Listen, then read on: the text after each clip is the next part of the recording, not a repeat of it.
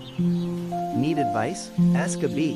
The answers may not be perfect, but they'll be entertaining. Submit your letters and let bee mind your business for a while. I sure do like that beginning. There are three things you should never attempt to take from a grown man without proper planning: his parking spot, the truck that goes in it, and the television remote. Because apparently that little plastic rectangle is not an electronic device. It's a symbol of authority. And somebody's husband has declared himself king of the living room. Yes, you heard me right. Listen, let's get into it.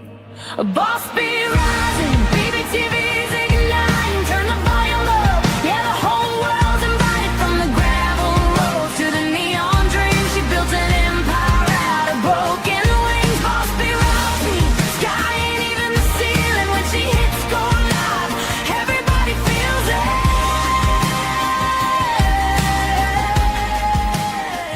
She's the queen of the comeback. I ain't gonna get over that. I got my big screen on, and that's a brand new intro. Y'all got to give me some love for that mess because that is awesome. All right, let's get into this show because I know you ladies out there feel what I'm talking about tonight, okay? So, tonight on Ask a Bee, we are entertaining dangerous territory because we're talking about the remote control ownership. Specifically, what happens when one person in a marriage decides the remote belongs exclusively to them and everybody else in the house is merely a guest watching whatever happens to appear on the screen for the next 12 seconds, right?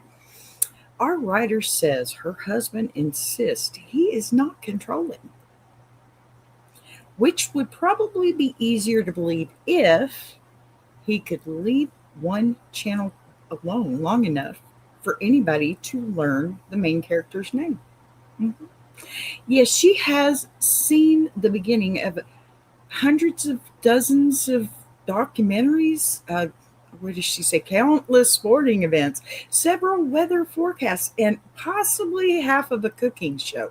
But she has absolutely no idea how anything ends. So before she buys another television and starts competing living room for bedroom, like me. Let's hear her case. All right, let's hear this letter.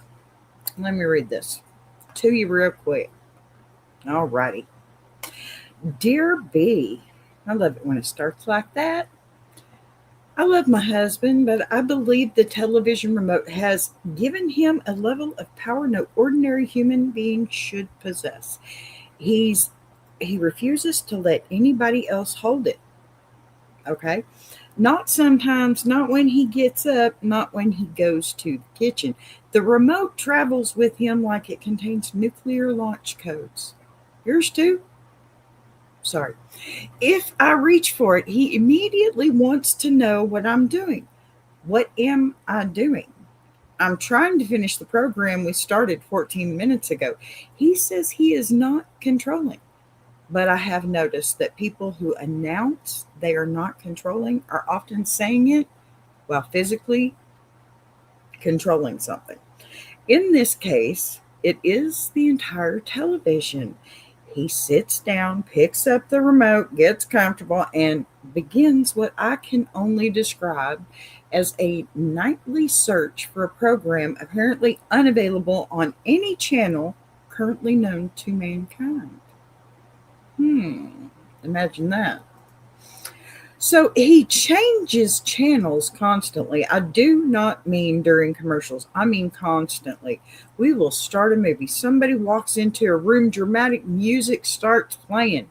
And right when it looks like we are about to learn what everybody has been acting suspicious about, he changes the channel. Now we're watching football. 12 seconds later, we're watching somebody renovate a kitchen. It's like a window into my own home. So then the news, then a shark documentary, Then another movie that apparently started 45 minutes ago. Yeah. Then back to football. Except now it is a completely different game. hmm Tell me, ladies, in the comments, do you have this? I have one of these, yes. At this point, I have watched the first 10 minutes of approximately 200 movies and the middle 7 minutes of another 400. Wow. I know everybody has a problem, but I never find out whether they solve it. I have been, or I've seen people discover mysterious letters, hear strange noises upstairs, fall in love, get kidnapped, find treasure maps, and receive devastating phone calls. I have no idea what happened afterwards because my husband needed to see what else was on. Mm-hmm. Yep. Tell me, ladies, y'all too. The worst part is that if I finally find something I actually want to watch, he suddenly becomes very interested in checking every other possibility available before committing to it. I can see why. I have tried asking nicely. I have tried suggesting we choose something together. That doesn't work. I have even asked him pardon me, exactly he is searching for, and he says, "I don't know. I'm just looking."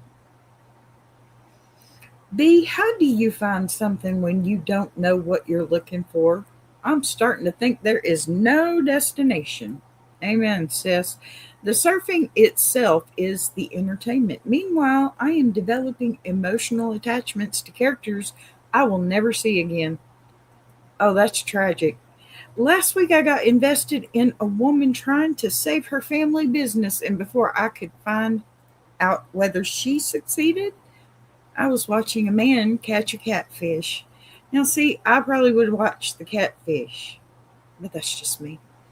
I have considered buying a second remote, but I suspect he would hide the batteries. So now I'm considering the only reasonable alternative left, buying my own television and establishing an independent nation somewhere else in the house. The bedroom. Yeah, yeah. Is this normal married behavior? B, or have I spent years living under a remote control dictatorship without realizing it? Signed, Channel Surfer's Widow. Oh my. Alrighty. You know what? Y'all think about that for a minute. Boss B reacts because somebody has to supervise the internet, and apparently that somebody is B. Yeah, you know it's me.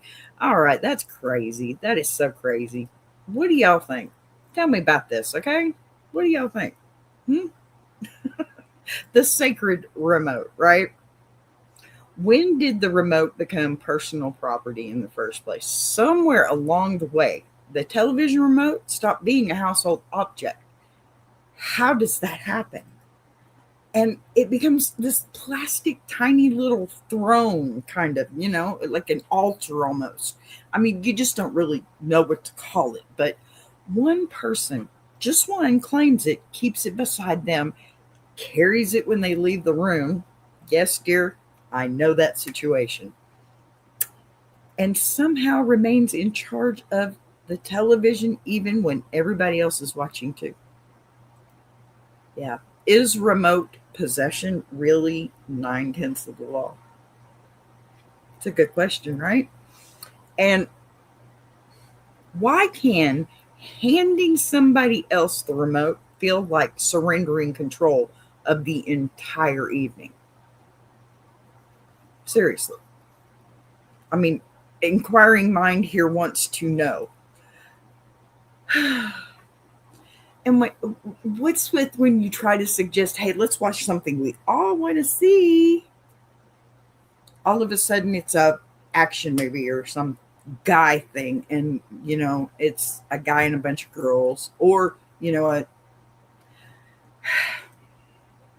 it's just ridiculous. Watching, okay, versus surfing. Let's get into that part because this is only a 30-minute show.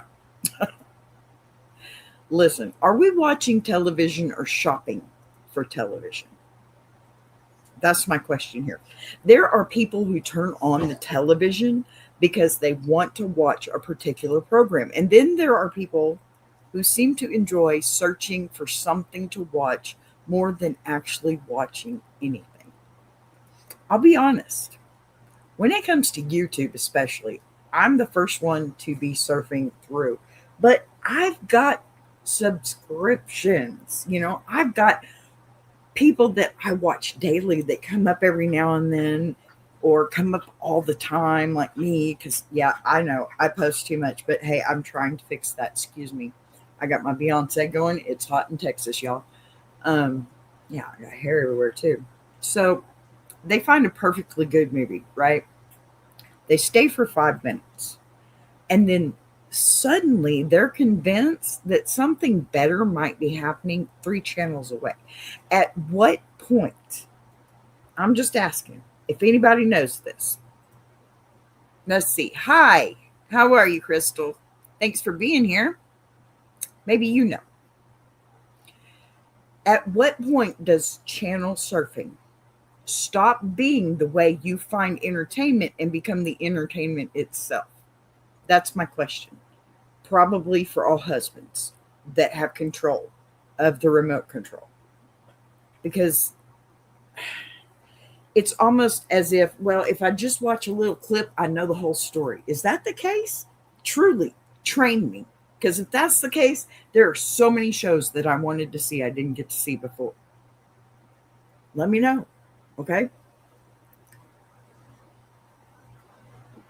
Here's the thing with me, though. If I get interested in something, I set the remote down. I know for a fact that a lot of the men in my life have never, in fact, set the remote down until after they've hit the off button.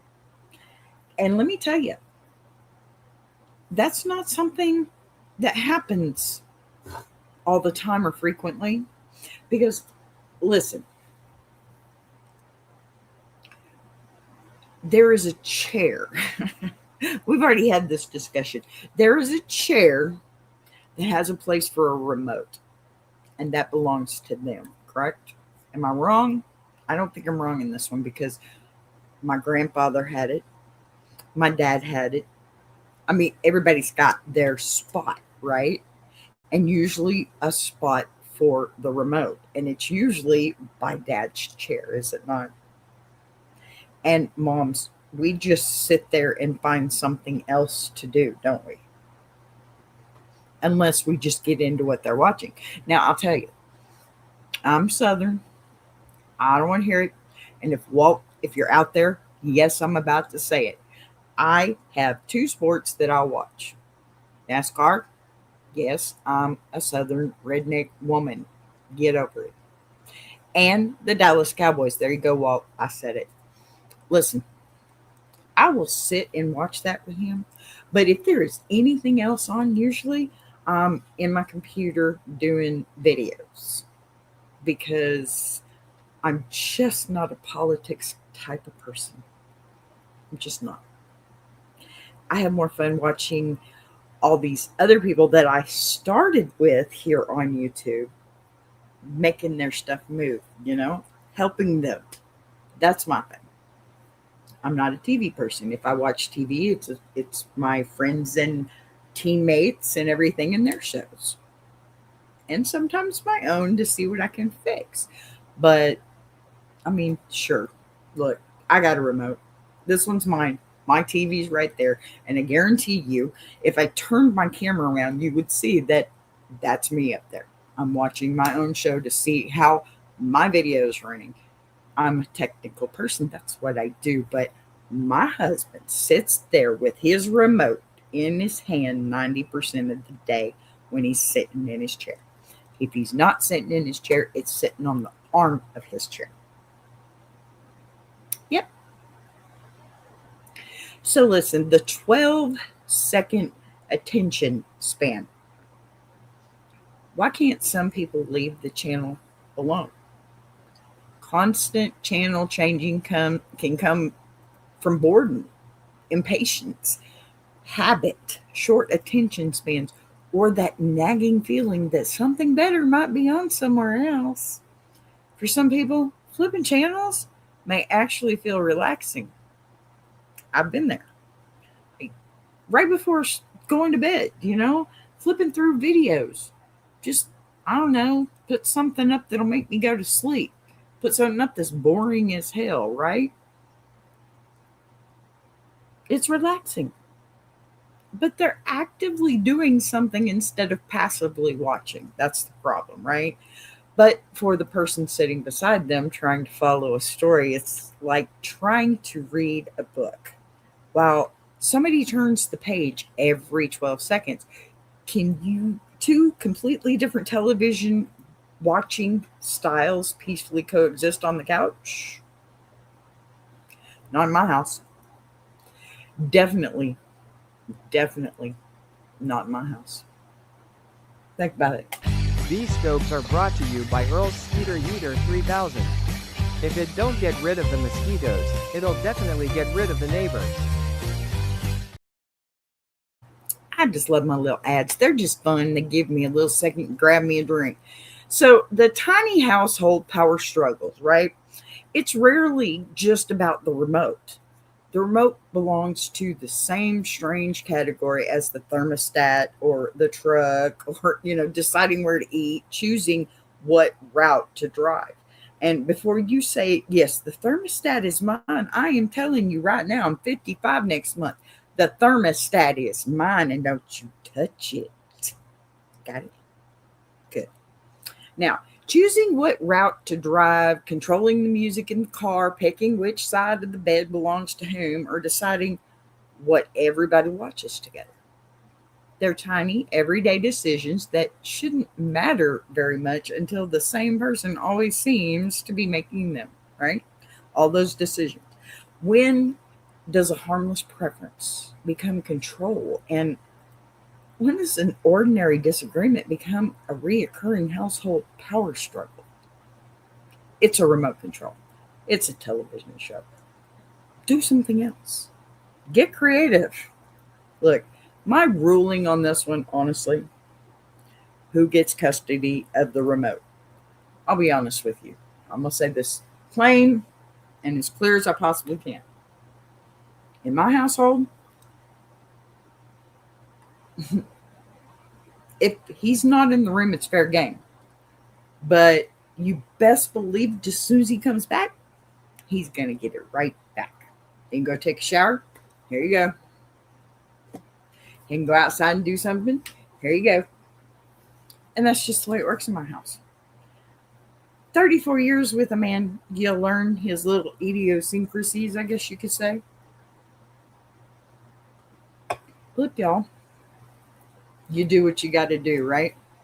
That's why I have a TV the same size in my bedroom with me on it. And that's not because I'm self-centered, okay? That's because I'm OCD about my videos, right? Y'all know what I'm talking about.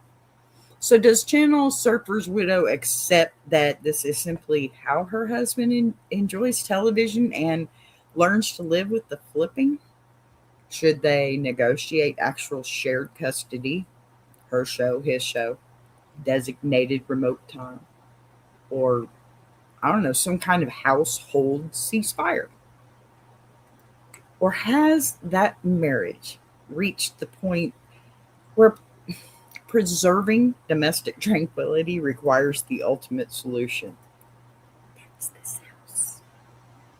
Yeah, 2 televisions, 2 remotes, separate programming, and everybody lives happily ever after. Truth, facts, I swear it. I do. Y'all, I can't get over my ads. They're just fun. And there's just 20 billion in here, so y'all check it out. This segment is sponsored by BTAR. Predicting poor decisions before they happen since this morning. BTAR, the future looks questionable. Too cute, right? Whatever. Anyway, I have to give you more ruling here. If you have watched 200 beginnings and like 0 endings, you are no longer watching television. You are being shown previews against your will. And I mean, talk about spoiler alerts. They are all spoiler alerts, right? That remote belongs to the household, not to the one person with the fastest thumb. And marriage should not require a custody agreement for a device powered by 2 AAA batteries. Do you think? Give the man his surfing time. Give yourself uninterrupted, hey, I got it that time, watching time in your own room with your own TV, your own remote, okay? These problems are not big problems. And if peaceful negotiations fail, I fully support establishing a second television territory. I can't help it. Where movies are actually permitted to reach the credits. And look, the best part is you like the credits. Read them, right? No. Because sometimes compromise means sharing the remote, y'all. Share it. And sometimes compromise means watching separate televisions. There's a television in every room in my house. I guarantee you most of you have the same setup. Just move to a different room. It ain't going to make any difference. You know what, ladies?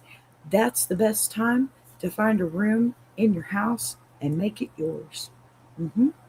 They got the living room. You might as well have your own she shed kind of room, right? I said she shed, not she. So, you know, meet up in the kitchen for family time because obviously the living room's too loud too. We know he's deaf. We talked about that on the last show.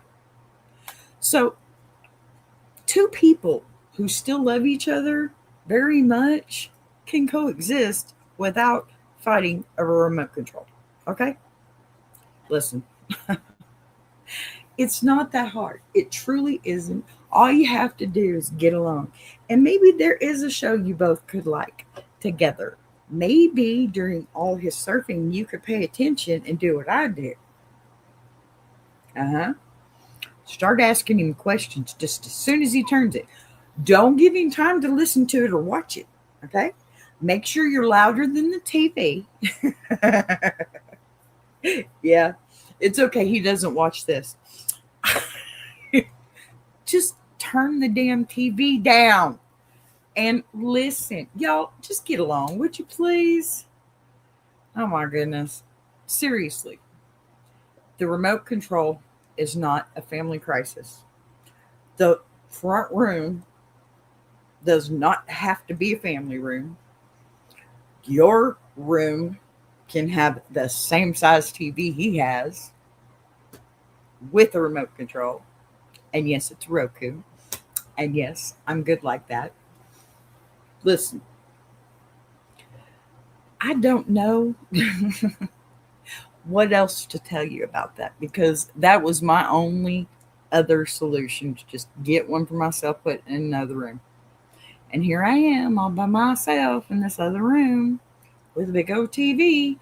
And when I shut this thing down, I'll be watching whatever I want to watch, which is probably this video again so I can edit it and make it better for the next show, right? All right, y'all. You know what? I know it's only a half-hour show, though. I'm trying to keep to it. Yes, I've only been up here 23 minutes and counting. I am trying to make it go further. But let me tell you, I'm liking getting back to this every night again. I hope you guys show right back up again. And until next time, mind your business when you should. Speak up when you shouldn't. That's me. If you change the channel right before we find out who did it, there may be consequences. Y'all, this has been Ask a Bee, and I want y'all to go over there and check out my buddies at Tuber Chat. It's been good, as usual. Love y'all. Buzz you later. I want to take a minute to shout out Tuber Chat. If you're a creator who's tired of surface level advice, and actually wants to understand how YouTube works, that's the space. It's real conversations with real creators who are in the trenches, building channels, testing ideas. No posturing, no gatekeeping, no fake guru energy, just people sharing what's working, what isn't, and why. If you're serious about growing, learning, and not doing this alone, check out Tuber Chat. The link is in the description. Boss be rising, baby TV